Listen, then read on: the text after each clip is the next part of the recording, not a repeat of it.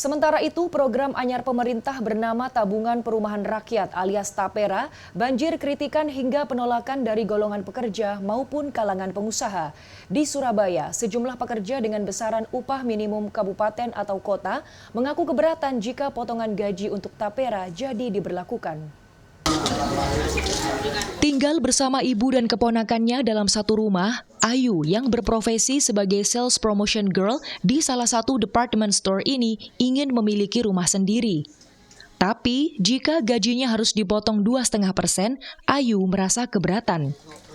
Dalam sebulan, besaran upah minimum kabupaten kotanya masih harus dipotong iuran BPJS Ketenagakerjaan, kesehatan, koperasi, hingga potongan jika gagal memenuhi target penjualan. Jadi, penghasilan bersihnya tinggal sekitar 3,5 juta rupiah. Jika program Tapera jadi diberlakukan, maka gajinya akan dipotong lagi 87.500 dan menjadi 3.412.500. Sehari-hari, Ayu bersama suami yang penghasilannya juga di bawah UMK Surabaya harus menghidupi 2 anak. Keberatan sih Mbak ya, soalnya kan untuk potongannya juga segitu. Soalnya kita juga belum untuk biaya anak itu segitu, terus untuk sekolah apalagi kan untuk kebutuhan sehari-hari juga mahal juga. Iya, pengen banget sih Mbak. Soalnya ini kan rumah juga tinggalnya bareng-bareng. Jadi bukan cuma saya sama ibu, kebetulan ada ponakan juga. Jadi satu rumah itu 3 kakak gitu. Pekerja lainnya bernama Supardi yang tinggal di kamar kos berukuran sekitar 3 kali 3 meter ini pun keberatan dengan iuran Tapera. Menurutnya, kenaikan UMK tidak stabil di setiap daerah.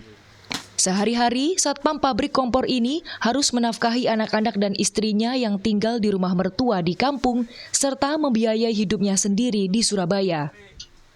Untuk memenuhi kebutuhan, Supardi sampai mencari penghasilan tambahan melalui jasa terapi alternatif.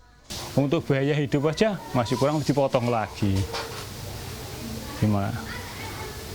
Kaum buruh itu harusnya yang dia itu upah naik, ya tahu, dinaikkan dulu berapa persen atau 50%. Kemarin kan nggak dikabulkan kan pemerintah. Sedangkan untuk biaya kehidupan dinaikkan, sembako pun dinaikkan, pajak sudah naik. Dosen analisis kebijakan publik Fakultas Ilmu Sosial dan Ilmu Politik Universitas 17 Agustus 1945 Surabaya, Bambang Kusbandrio mengatakan, secara konten program Tapera sesuai dengan amanat undang-undang bahwa setiap orang berhak memperoleh rumah yang layak. Tapi dari sisi konteks, pemerintah perlu memahami kondisi ekonomi masyarakat dan kelas pendapatan para pekerja.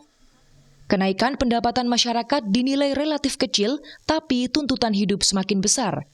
Program Tapera dikhawatirkan membebani masyarakat dan jika dipaksakan akan mengakibatkan kekacauan. Maka sebaiknya dikaji ulang, ya.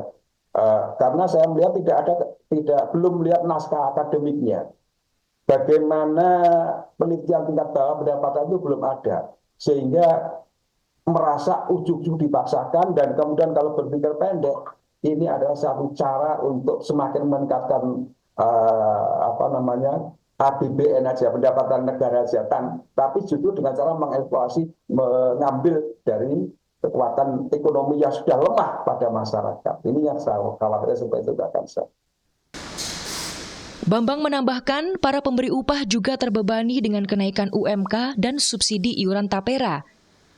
Jika dipaksakan, kualitas produk akan dikurangi atau harganya dinaikkan dan masyarakat akan menjadi korban.